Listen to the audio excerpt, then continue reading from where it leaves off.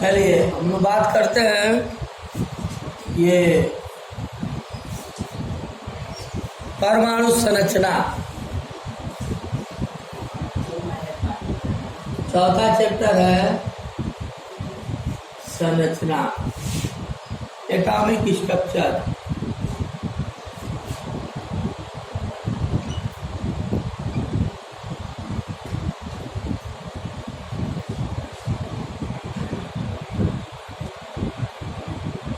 परमाणु संरचना, atomic structure के बारे में आज हमें अध्ययन करना है। तो परमाणु संरचना, परमाणु का आकार कैसा होता है? तो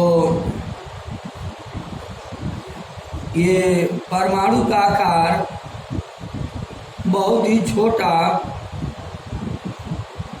छोटा होता है। और बोरबरी ने शुरू में माने थे कि परमाणु गोलाकार होता है, लेकिन सोमरफील्ड जी ने बताया कि कुछ इलेक्ट्रॉन गोलाकार कक्षा में चक्कर लगाते हैं, तो कुछ इलेक्ट्रॉन दीर्घवृत्ताकार कक्षा में चक्कर लगाते हैं। यानी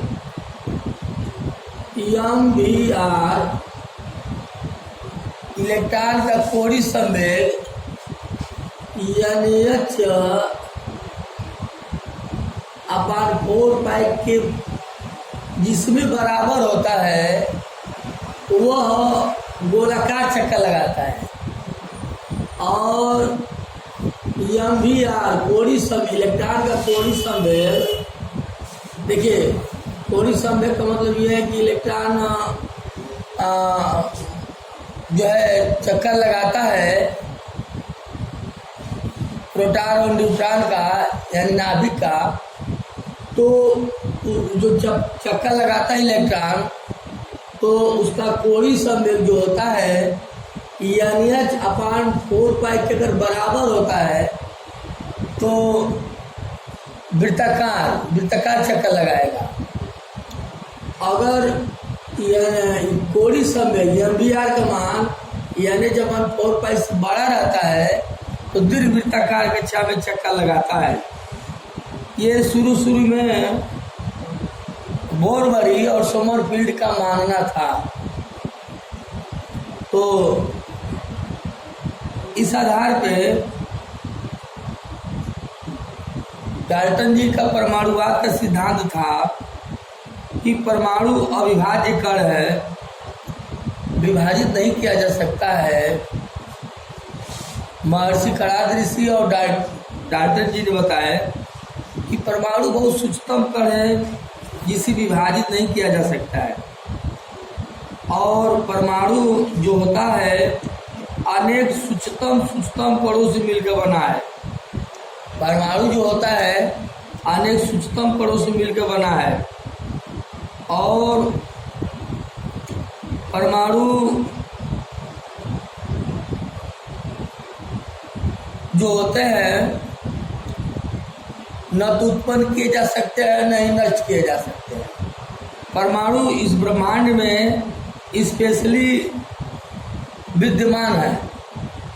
वो कभी उत्पन्न भी नहीं होते हैं और कभी नष्ट भी नहीं होते हैं, ठीक है ना। तो परमाणुओं से मिलकर अणुओं का निर्माण होता है, और अणुओं से मिलकर पदार्थों का निर्माण होता है। अर्थात इस प्रकार हम कह सकते हैं कि परमाणु किसी भी तत्व का, तत्व मैंने आपको बताया था, तत्व क्या है? तत्व वे द्रव्य है जो कि न तो भौतिक विधियों से और न तो रासायनिक विधियों से अलग किया जा सकता है। वो अपने में स्पेशली विद्यमान होते हैं, उनको किसी भी विधियों से उसको अलग नहीं कर सकते हैं। जैसे लोहा है, एल्युमिनियम है, सोना है, सोना को सोने से अलग नहीं कर पाएंगे। कितना भी छोटे छोटे टुकड़ों में तोड़ेंगे तो सोना सोना ही रहेगा। मतलब तत्व वे द्रव्य होते हैं जिसे हम न तो भौतिक विधियों से और न ही रासायनिक विधियों से अलग कर सकते हैं। अर्थात जो परमाणु होता है, किसी भी तत्व का वो छोटा से छोटा कण होता है ना, जो रासायनिक क्रिया में भाग लेता है। परमाणु जो होता है तत्व का छोटा छोटा कण होता है, जो कभी भी स्वतंत्र अवस्था में नहीं रह सकता है, वह किसी न किसी रासायनिक अभिक्रिया में भाग ले सकता है। तो यही दो चार बार बताया गया है। छोटा छोटा कण है तत्व, परमाणु जो होता है तत्वों का छोटा छोटा कण होता है जो रासायनिक अभिक्रिया में भाग ले सकता है। कभी जो है उसको अलग नहीं किया जा सकता है। परमाणु का आकार मुख्यतः वृत्ताकार होता है या दीर्घवृत्ताकार होता है। ये दो चार बात हमने आपको अभी भी परमाणु संरचना में बताया। फिर इसके बाद परमाणुवाद का सिद्धांत का ये खंडन हो गया। परमाणुवाद का सिद्धांत का खंडन हुआ। खंडन करने वाले में आपको मालूम है, ये जानते होंगे आप लोग, जे थॉमसन, रदरफोर्ड और चैडविक जी ने डाल्टन के परमाणुवाद का सिद्धांत का खंडन कर दिए। खंडन करते हुए क्या बताया, इलेक्ट्रॉन, प्रोटॉन, न्यूट्रॉन में तोड़ दिए। फिर इसके बाद उस परमाणु में उतना छोटा कण में इलेक्ट्रॉन, प्रोटॉन, न्यूट्रॉन तो उन्होंने देखे कि होता है। जे थॉमसन, रदरफोर्ड और चैडविक जी ने देखे। फिर इसके बाद इस परमाणु में इन तीन के अलावा और भी होता है।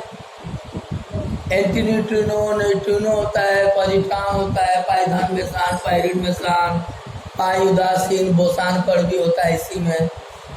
ये तमाम लोगों की उत्पत्ति हुई है ना।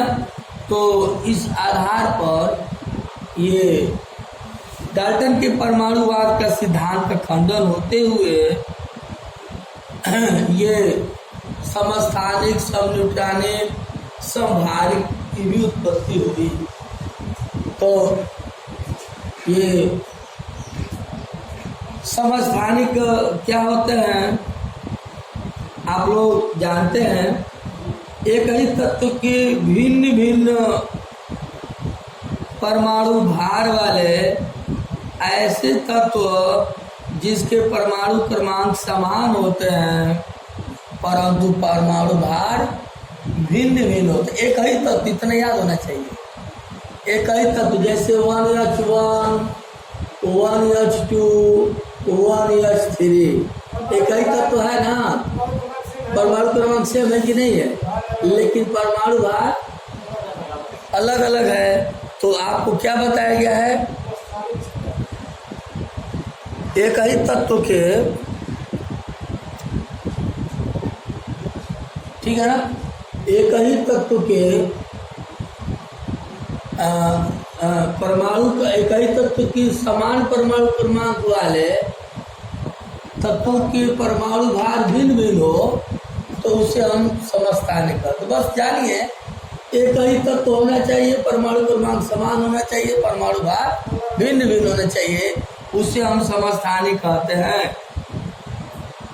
अच्छा, इसके बाद छोटे मोटे तौर पर समझ लीजिए, समस्थानिक समझ गए, समभारिक समझ लीजिए।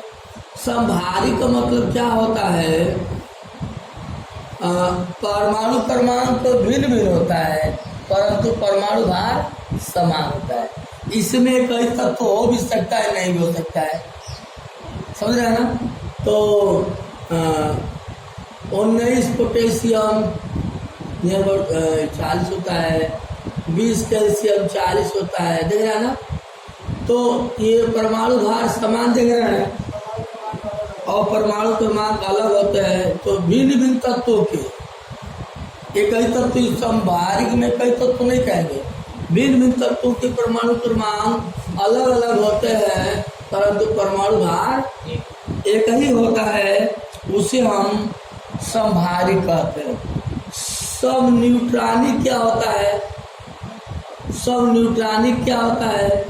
सब न्यूट्रॉनिक में आप परमाणु भार में से जब परमाणु क्रमांक घटाइएगा तो न्यूट्रॉनों की संख्या आती है ना, तो इसमें से इसको घटाओगे तो वही आएगा, इसमें से इसको घटाओगे तो वही आएगा। दो या दो से अधिक तत्वों के न्यूट्रॉनों की संख्या क्या समान है, उससे हम सम न्यूट्रॉनिक कहते हैं।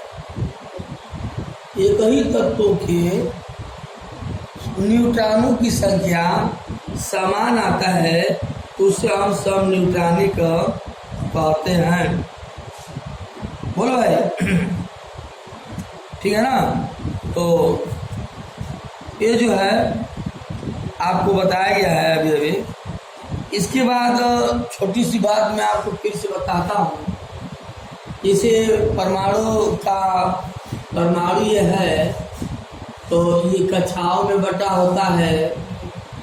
जैसा कि अभी भी मैंने आपको बताया कि बोरबारी जी ने बताया कि 2n² के आधार पर वो इलेक्ट्रॉन भरे जाते हैं और उनकी कक्षा क्या होता है? KLMN के रूप में कक्षा होता है। KLMN के रूप में कक्षाएं होती हैं और उस कक्षाएं में कोष होते हैं, उस कोष में उपकोष होते हैं, उस उपकोष में ऑर्बिटल्स होते हैं, उस ऑर्बिटल्स में इलेक्ट्रॉन होते हैं। क्या हो समझ रहे हैं ना? अभी सब मैं बता रहा हूँ धीरे धीरे। तो सबसे पहले बोरबारी ने KLMN के रूप में ये इलेक्ट्रॉन परमाणु को कक्षाओं के रूप में अलग अलग किए। इसे मान लेते हैं कि जैसे 20 कैल्शियम 40 है, 20 कैल्शियम 40 है, तो ये कैसे भरे थे उन्होंने 2n² के द्वारा।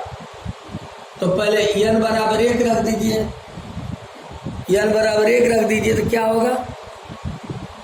2 एकम 2 हो जाएगा। n बराबर 2 रख दीजिए तो 2 दूना 4 दूना 8 हो जाएगा,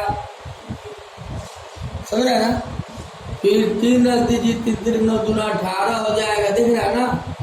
इस तरह से शुरू में इलेक्ट्रॉनिक का विन्यास हुआ था। हाँ, 2 8 18 32 के रूप में हुआ था, जो कि गलत था क्योंकि हाँ तो ये बोरबारी का नियम गलत था। अब समरफील्ड इनको सही किया है बोरबारी के नियम को। तो आइए हम लोग थोड़ा सा बात समझते हैं। ये जो तो ये की हो गया, यल हो गया, यम हो गया, यल हो गया, KLMN के रूप में कक्षा भरा गया। लेकिन समरफील्ड जी ने बताया कि नहीं भैया, जो परमाणु में इलेक्ट्रॉन जो घूमता है, कुछ इलेक्ट्रॉन वृत्ताकार कक्षा में घूमता है तो कुछ इलेक्ट्रॉन दीर्घ वृत्ताकार कक्षाओं में घूमता है। कभी ऐसे घूमेगा तो कभी ऐसे घूमता है, देख रहा है ना। ये वृत्ताकार कक्षा है और ये दीर्घ वृत्ताकार कक्षा है। परमाणु इलेक्ट्रॉन जो है दोनों कक्षाओं में घूमता है। तो बोरबारी की बात को समरफील्ड जी ने गलत साबित करते हुए अपनी बात बताए और अपनी बात बताते हुए उन्होंने KLMN के रूप में जो कक्षा भरा होता है उसमें SPD उपकोष होता है और उस उपकोष में इलेक्ट्रॉन होता है। तो ये जो यस उपकोष है उसमें एक ऑर्बिटल्स होता है और एक ऑर्बिटल्स में 2 इलेक्ट्रॉन्स होते हैं। पी उपकोष में 3 ऑर्बिटल्स होते हैं और बी उपकोष में कितने होते हैं? 5 होते हैं,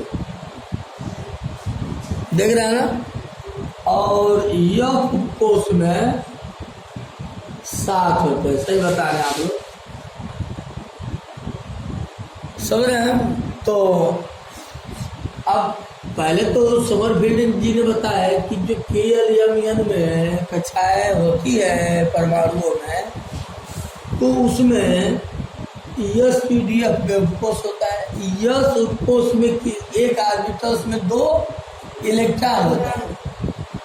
फिर पी उपकोष में 1, 2, 3 ऑर्बिटल्स होते हैं और हुंड के नियम से एक इलेक्ट्रॉन पहले क्या होता है?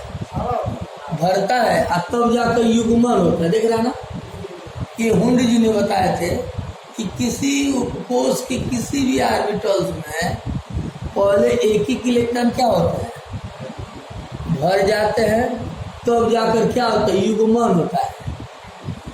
ये यस हो गया, ये पी हो गया, ये डी हो गया, ये एफ हो गया। अब डी उपकोष में भी एक इलेक्ट्रॉन पहले भर जाते हैं और तब क्या होता है? युग्मन होता है।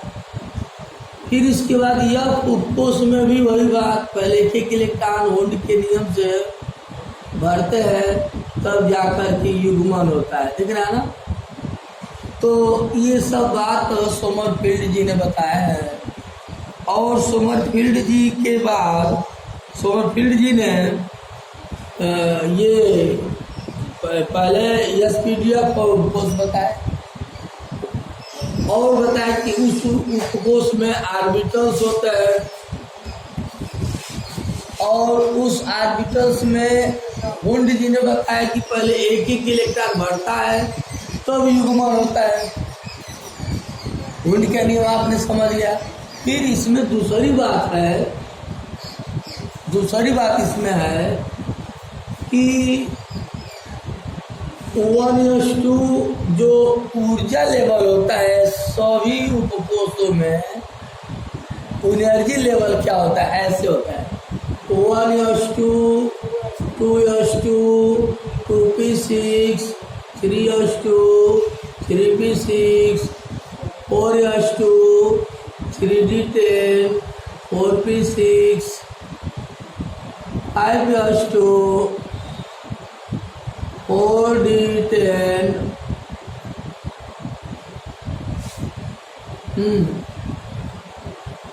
4d10, 3/14, 5p6।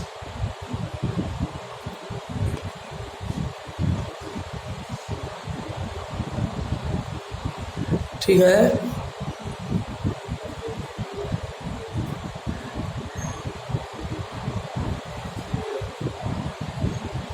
हाँ, तो थोड़ा सा इसको अब दिख रहा होगा, सुनिए, थोड़ा सा बात समझ लीजिए आप लोग। 4:2, 3d10, 5:2, 4d10। एक चीज लग रहा है मैं गलती कर रहा हूँ, ये 3 नहीं होता है। अब सही है। 5:2, 4d10, 5p6, 6:2, 4:14, 5d10, 6p6।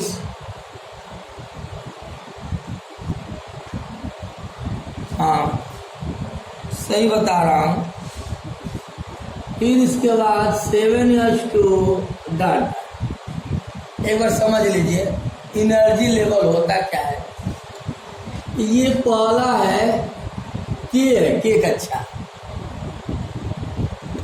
के बाद क्या आएगा? यल, यम, यन, आगे ऐसे जा रहा है ना, समझ लीजिए। 1s2, 2s2, 2p6, 3s2, 3p6, 4s2, 3d10, 5p6, 4p6, 5s2, 4d10, 5p6, 4s2, 4s14, 5d10, 5p, 6p6, 7s2, dot dot and so on. अब देखिए इसमें होता क्या है, इस तरह से इलेक्ट्रॉन भरता है और इलेक्ट्रॉन भरने का भी नियम है। पहले तो ये एनर्जी लेवल हो गया, पहली बात। पहले तो हुंड का नियम हो गया, एक इलेक्ट्रॉन बढ़ता है।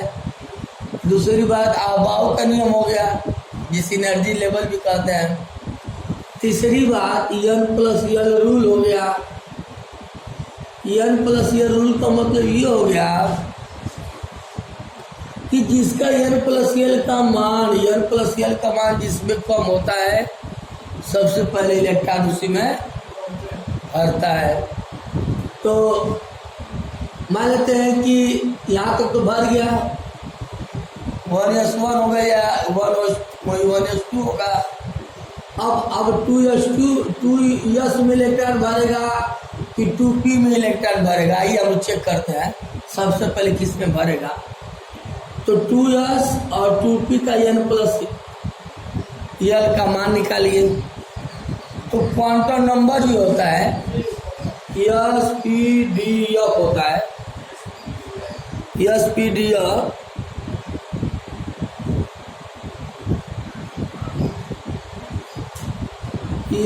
SPDF दिख रहा है? नहीं दिख रहा है। SPDF दिख रहा है नहीं? SPDF। तो यस क्वांटम नंबर जो होता है वो 4 प्रकार से होता है।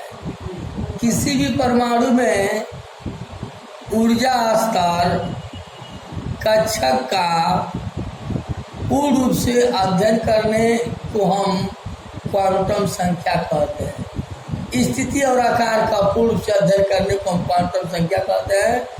और यह क्वांटम संख्या 4 प्रकार से होता है। संक्षेप में पहले समझिए, अभी क्वांटम संख्या हम आपको बताएंगे। यस में यस का क्वांटम संख्या 0 होता है, 1, 0, 1, 2, 3 होता है ये। तो अभी मैं आपको इसको बताऊंगा क्या होता है। तो 2s 2p का मान हमें निकालना है। तो n का मान कितना हो गया 2, s का मान हो गया 0। तो 2s का n प्लस l से मान क्या हो गया 2,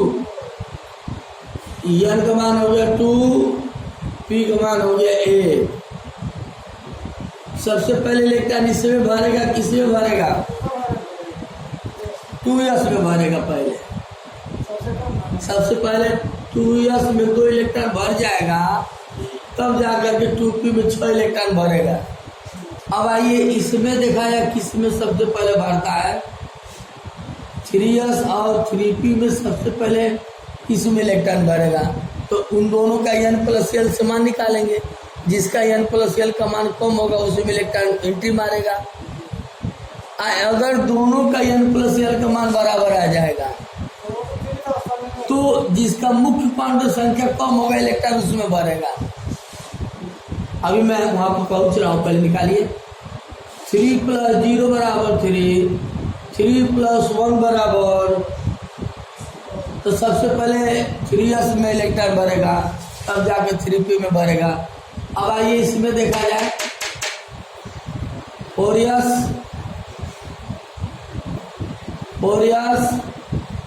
3d 4p में। चलिए सबसे पहले किस में इलेक्ट्रॉन भरेगा। तो n प्लस l का मान 4 प्लस s का मान 4, 3 प्लस d का मान 2 बराबर 5, 4 प्लस p का मान सबसे पहले तो 4 इयर्स में इलेक्ट्रॉन भर जाएगा 2 को। अब उसके बाद इन दोनों को देख रहे हैं, दोनों को मान बराबर आ गया है, तो किसमें इलेक्ट्रॉन सबसे पहले भरेगा? इसमें किसमें? जिसका ईयन का मान कम होता है तो पहले 3D में इलेक्ट्रॉन भरेगा, क्या कि ईयन प्लस ईयन का मान तो दोनों बराबर आ गया, लेकिन ईयन का मान जिसमें कम है उसी में इलेक्ट्रॉन भरेगा। तो 3 वाले में 3D में पहले भरेगा क्योंकि ईयन का मान कम है। ये बात समझ में आ गया कि कैसे इलेक्ट्रॉन भरता है इलेक्ट्रॉनिक कॉन्फ़िगरेशन के आधार पे। आइए हम आपको किसी का इलेक्ट्रॉनिक कॉन्फ़िगरेशन करते हैं, किसी का भी कर देते हैं। हम लोग करते हैं इसका, किसी का भी चलिए 20 कैल्शियम, चलिए 20 कैल्शियम 40 का चलिए 20 कैल्शियम 40 का इलेक्ट्रॉनिक कॉन्फ़िगरेशन करिए। तो पहले क्या करेंगे जी, ये ऊर्जा लेवल लिखा ही हूँ, लिख लीजिए 1s 2s 1s2 2s2 2p6 3s2 3p6 3d10। अब ध्यान दीजिएगा, ये 2 4 10 इसी में पूरा हो जाएगा यहाँ तक। तो पहले इलेक्ट्रॉन या 3s में भरेगा कि 3p में भरेगा कि 3d में भरेगा? बताइए। 3s में कितना भरेगा? 2 को, तो 2 4 10 12 कितना 26। अब बताइए 3p में भरेगा कि 3d में भरेगा? अरे गलती लिख दिया हूँ, 3d 3p, हाँ सही है। इसमें अब तो आप बताओ इसमें भरेगा किसमें भरेगा?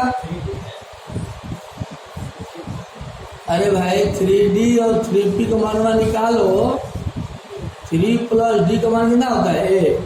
1 2 5 आए 3 प्लस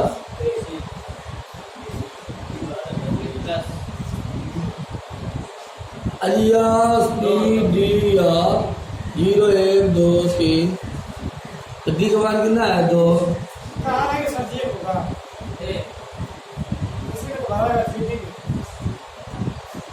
हाँ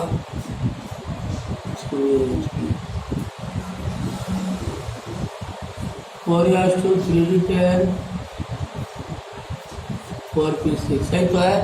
हाँ तो अब ये आ गया कितना? 4। तो पहले किस में भरेगा इलेक्ट्रॉन? p वाले में। तो p वाले में कितना भरेगा? 6। p में 6 इलेक्ट्रॉन भरता है ना, देख लो आप कितना है? 5 होता है ना? नहीं 3 होता है, 3 ऑर्बिटल होते हैं p में, एक इलेक्ट्रॉन पहले भर जाएगा, यानी कुल मिलाकर अधिकतम कितने इलेक्ट्रॉन रख सकते हैं? 6। तो 6 को भर गया। अब डी में कितना भरेगा? 0 2 4 10 12 18 2 पे। समझा बात? इस तरह से हम लोग इलेक्ट्रॉनिक कॉन्फ़िगरेशन करते हैं। समझा रही बात? यस पीटी सही है। तो हम आपको बता रहे थे कि परमाणु में इस तरह से कक्षा होता है, कोष होता है, ऑर्बिटल्स होता है, तब इलेक्ट्रॉन भरते हैं।